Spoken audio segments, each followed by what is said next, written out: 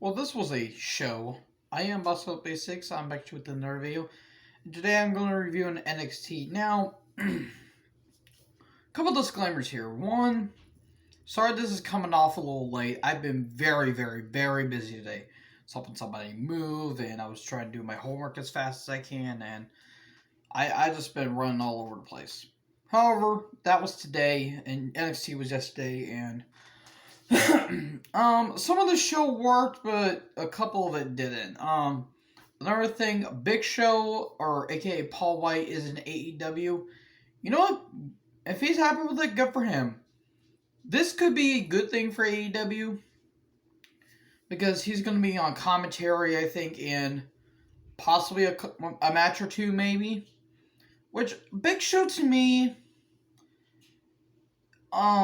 Big Show is he is a good athlete. I will admit that. He's not my favorite, but I like the Big Show. I think he's a good big guy. I mean, Jesus Christ, back at WCW, he did drop kicks off of the top rope, and he'd do elbow drops. I mean, he would do that on occasion, but he wasn't busting it out every week. And he put over big stars like Randy Orton, even though Orton's already over, and Braun Strowman, especially in those two matches, I think. There was one in 2017. I think they were both in 2017 because one was a steel cage match. That was probably one of the best big man steel cage matches I've ever seen. Period. Like, that was probably one of the best steel cage matches, period. So, yeah. You know what? If Big Show's cool with it and he's happy with it, fine by me. Anyways, that is AEW. And I will be doing, I think Revolution is this Sunday. I'll have to check my timeline, but I will be doing my predictions for that show. Anyways, let's go into NXT. And again, this was kind of a mixed bag of a show. We get a Karrion Kross and Santos Escobar, hype package. Get into the ring. Dexter Lumis, aka the man who will not blink, will someone think of the children. For the love of God, blink. I love you, Dexter Lumis, but you creep me out sometimes. He took on Johnny Gargano personality. With the way and look, Gargano is a great wrestler, but this heel run is not working. They tried to do bad comedy with everyone, and Hartwell looking fantabulous tonight. Austin Theory being an idiot. And match was fine. In the end, Gargano wants he wants Theory to hit, Lumis with a chair, but he's hesitant. It's like Lumis possessed him or something like that. In the end, silence, you pass out, okay. Whatever. Regal's in the parking lot, waiting for Escobar to arrive, and I'll get to that match here in a little bit. MSK video package, talking about the Dusty Rhodes Tag Team Classic, and Nash Carter, talking about his dad passed away, and that was pretty emotional. And yeah, that kind of got to me a little bit because it's not easy losing a family member, especially at that age. I believe his dad passed, I think, during his high school years, which, if it was emotional for them, you know what? Good for them. And that's going to be talking about their match against Lorcan and Birch on March 3rd next week. And before they're going to have a little bit of a promo and have backstage segment, the grizzled young veterans attack them. Okay, Tyler Rush versus Leon Ruff. Malcolm Bivens was in a trainer's room and says, "Hey, why don't you take on my partner or my protege, Tyler Russ, because apparently he could just do that." Match never happened. Bivens was cutting a promo saying, Leon, you'll realize why Tyler's a diamond in the rust. Swerve attacks Ruff. Leon having a rough night tonight. Work hard on these jokes. I do not. So yeah, Swerve attacks him. Okay, I like Swerve Scott. My first exposure was him as Killshot in Lucha Underground, which, God, Jesus, he was a beast in that show. R.I.P. Dario Cueto. I want Lucha Underground back, but I can understand why, because most of the talent, if not all the talents, aren't there anymore. And then it showed a clip that yesterday Zoe Stark was confronted by Regal saying, "Hey, why don't you take on one of my talents? Why don't you take on Io Shirai?" Okay, I'll talk about that match here in a little bit. Apparently there was a weird technical glitch, like there was technical difficulties, which was kind of weird. Cameron Grimes is trying to be Ted DiBiase, and it's not working because Grimes is a good wrestler, but he doesn't have any character or personality. I'm sorry, I just don't see it. It worked with DiBiase because DiBiase can get heel heat, and everybody just groveled on it. By the way, check out Jake the Snake's promo about Ted DiBiase. I think at Mania 6. That is one of the best promos you'll ever hear. So then, he tries and fails. Zoe Stark versus Io Shirai. This was a good match. Shirai almost overshot the moonsault. Can we get a new finisher for Shirai? I mean, I love Shirai. She's one of the best wrestlers, but if you keep doing that, you're gonna hurt something. It was a bit awkward a couple times because it looked like there was gonna be a move, but there wasn't, and there was some, where one of them would hit the ropes and the other was in a position, but not every match is perfect. So, all that stuff. And then Storm comes out. She looked like the cop from the YMCA, which I am appreciative. She challenges Storm, or Storm challenges Storm. Yeah, Tony challenged herself. Io accepts the challenge. We're gonna have that in a couple weeks, which should be a good match.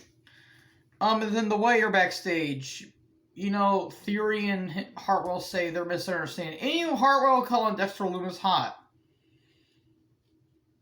Have fun on seeing that. Okay, Gargano says you're gonna have therapy. Are we gonna get Dr. Loomis with Dexter Lumis?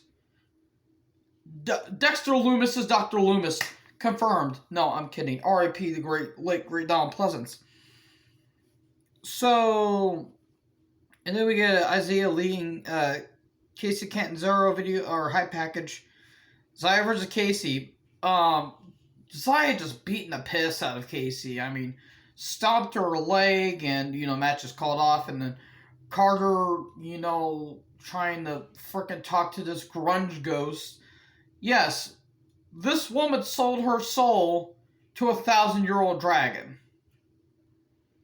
Because why the hell not? Seriously, if you want to know how I felt about that, go look up on my rant or my just buffoonery, just blasphemy. It's on my channel. So yeah, Zaya wins. Whatever, I don't care. Women's tag title, high package, talking about Gonzalez and Kai versus Shayna and Nia with her superior immune system. And yeah, I'm not going to let that go because Nia's an idiot for that. So, Cameron Grimes trying to be DiBiase again. It's whatever. Don't really care. And then, the Grizzled Young Veterans versus Drake and Dane.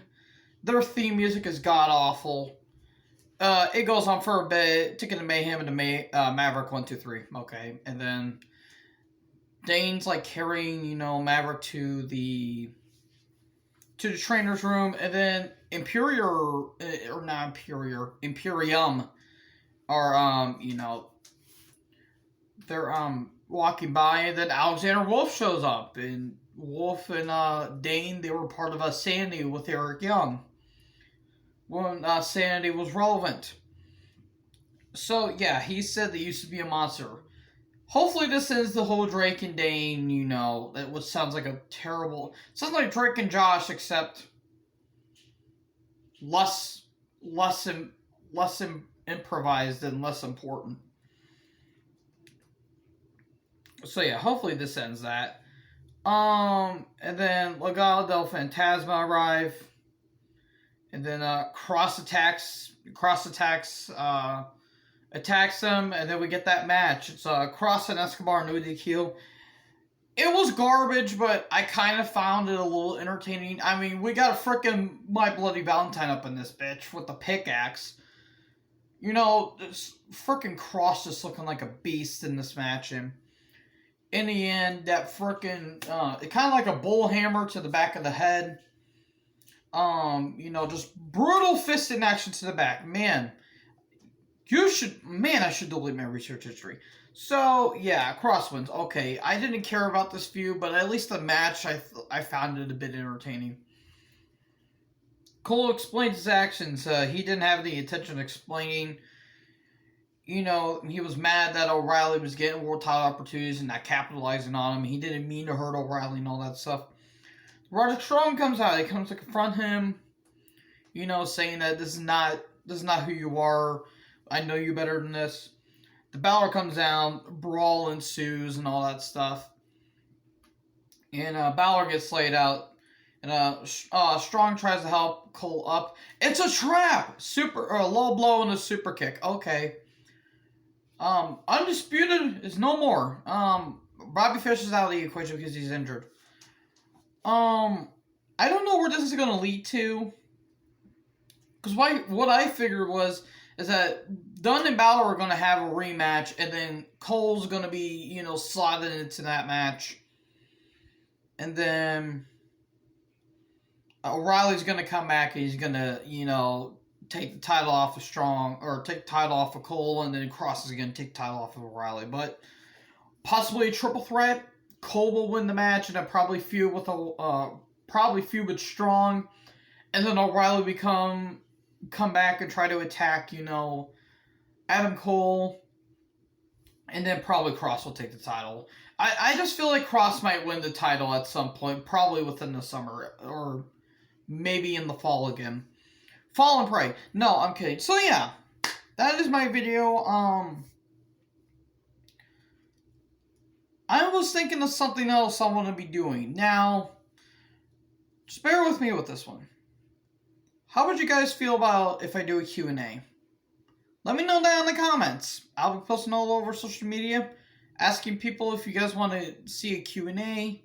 And if I get enough responses, I'll do it. So yeah, be on the lookout for that. Anyways, I am BossLink86. Thank you guys for watching this video. Make sure to like, comment, subscribe. Join the herd. I'll talk to you guys next video. Peace out.